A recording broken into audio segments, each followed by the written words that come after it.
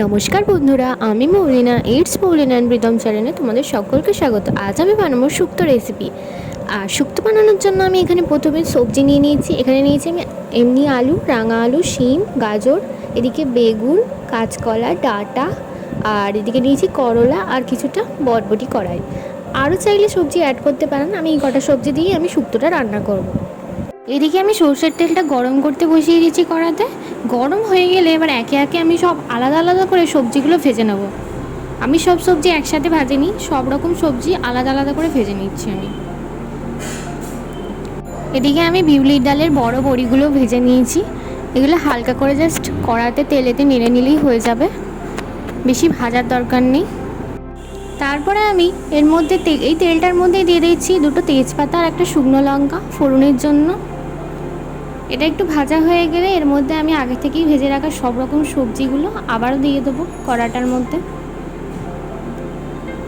হালকা হাতে এটা নাড়াচাড়া করানোর পর এর মধ্যে আমি অ্যাড করে দিই সামান্য পরিমাণ হলুদ গুঁড়ো। বেশি দেবেন না, সামান্য দেবেন। তারপর দিয়ে দিলাম অল্প একটু আদা বাটা, 1 চামচেরও হাফ।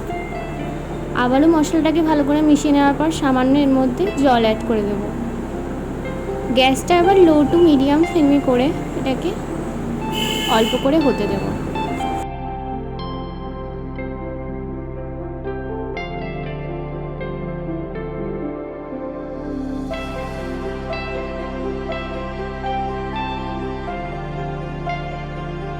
কিছুক্ষণ জল দিয়ে এটা ফোটানোর পর আমি এদিকে আগে থেকেই গরম জলের মধ্যে আমুলের দুধ গুলে রেখে দিয়েছিলাম। এই দুধটা আমি এবার এই শুক্তোটার মধ্যে দিয়ে দেব। দিয়ে দেওয়ার পর আরও 5-7 মিনিট হতে দেব।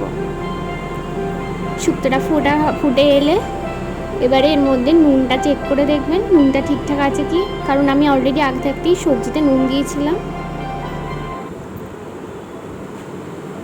সবশেষে এর মধ্যে আমি দিয়ে দেবো 1 চামচের মতো ঘি। শুক্তো যখন দেখবেন ভালোভাবে হয়ে গেছে তখন এর মধ্যে 1 চামচের মতো ঘি অ্যাড করে দেবেন।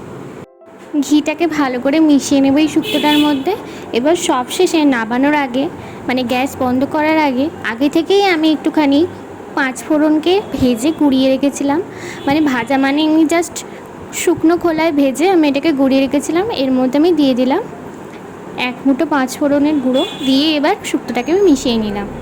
ব্যাস হয়ে গেল আমাদের শুক্তো রেসিপি। গরম গরম ভাতের সাথে এই শুক্তোটা পরিবেশন করুন, ভীষণ ভালো একটি খাবার।